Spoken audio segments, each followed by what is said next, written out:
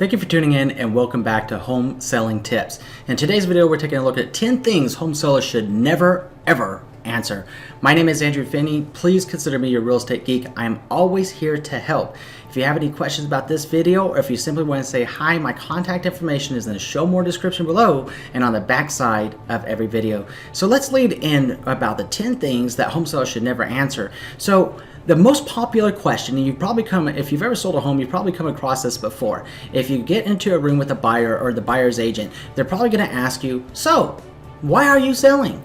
These following 10 things are what you do not want to say. You absolutely do not want to say it, and I'll go into them each a little bit lightly so that you know why not to say it. So if you get asked, why are you selling? Don't say, I got transferred to my new job. If you say that you got transferred to your new job, it's a very common thing. It's a lot of excitement. But if you say that to a buyer agent or to a buyer, they may think that they can lowball your price because you have a very real need to move so that you can accept your new job offer where you're going to be.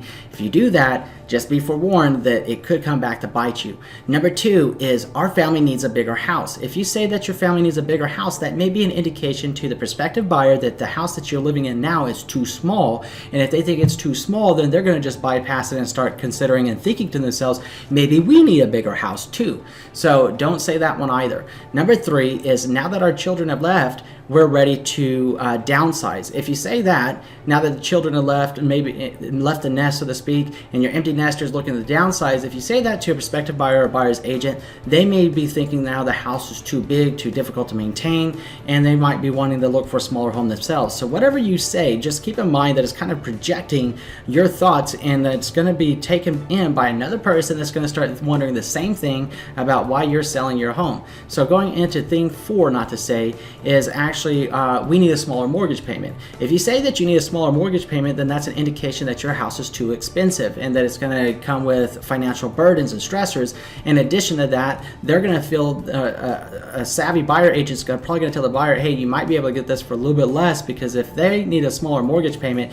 they may be experiencing financial difficulties and be getting ready to go into a short sale foreclosure proceeding. So we might just be able to get the best deal possible by dropping that price now. Be careful about saying that one. Number 5 is, oh, we already bought a new house. If you tell a prospective buyer or buyer agent that you bought a new house, then what's that mean? Very few people can pull off 2 mortgage notes at one time, and very few people, even less probably, want to carry 2 mortgage notes at a single time. So if you tell somebody that you just have already bought your new home and you're living there now and you're just waiting to sell this one, expect them to come in low. Expect them to come in and try to drop that price as much as possible because they know you need to sell that property because you don't want 2 mortgage notes. Number 6. We want to acquire a neighborhood. If you tell somebody you want to acquire a neighborhood, this is pretty interesting because can cut you in 2 different ways.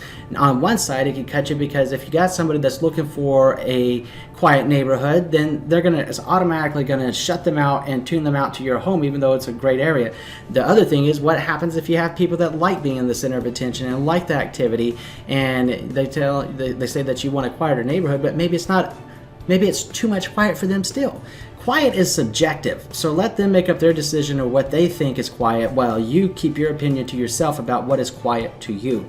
So number 7, you would take a look at, we need to move closer to our parents to help care for them. Well, while moving closer to your parents to help care for them is a very admirable thing, and it shows how wonderful of a person you are and what kind of heart that you have in your thought process towards helping people, especially your parents in their years and time of need. If you say that to somebody, they're going to get frisky. They're going to think that they can again drop that price because you want to sell your home so you can get closer to your family and take care of them.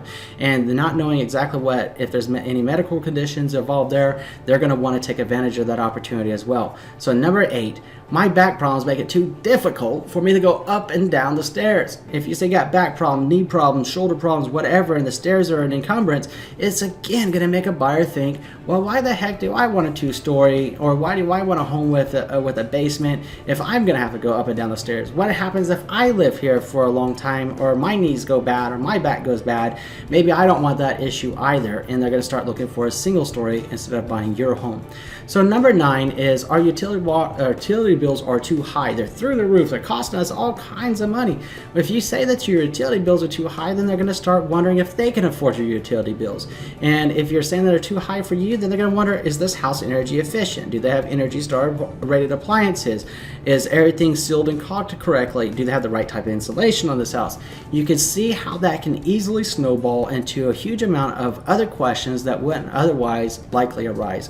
So thing number 10 is the house is difficult to maintain. If you say that your house is difficult to maintain, you're going to have little numbers going through the buyer's head, just like a cash register, cha-ching, cha-ching, cha-ching, cha-ching, thinking thousands of dollars when you might have been referring to tens of dollars or hundreds of dollars. But because you say it's too difficult to maintain, they're going to be wondering, what am I getting myself into? Is this the house of horrors that everything needs to be fixed? Is this, do I have to completely renovate this home? Do I have to break it down to the studs? Do I got to redo the electrical? Do I got to redo the plumbing? That comment could mean so many different things to so many different people. In short, those are the 10 things not to say whenever you get asked, why are you selling? It's best just to say, hey, if you have any questions, please refer to my listing agent, and my listing agent is happy to get with you. Your listing agent isn't going to divulge any of those 10 things to a buyer agent or to a buyer if asked. They're just simply going to say the seller has a need to sell their home. That's it. The seller wants to sell their home. They have other plans. They're getting ready to move on to the next phase of life. I mean, whatever case may be that makes sense and doesn't necessarily drop your price. That's what a savvy listing agent is going to respond. What do you think of the property, and is it right for you? It would be the next question that a listing agent would be saying to a buyer agent or to a buyer. So keep that in mind as you get ready to put your home on the market, and when you're on the market, about the 10 things home sellers should never ever answer. If you have some other things you'd like to share with us in the comment section below about things not to say, please feel free to do so. And again, if you want to reach out to me, I'm going to make my contact information available. Even if you simply want to say hi, I'm always here to help. Thank you so much for watching today's video, and if you learned something new, I'm going to ask you to do 3 things. Number 1, please subscribe to the channel.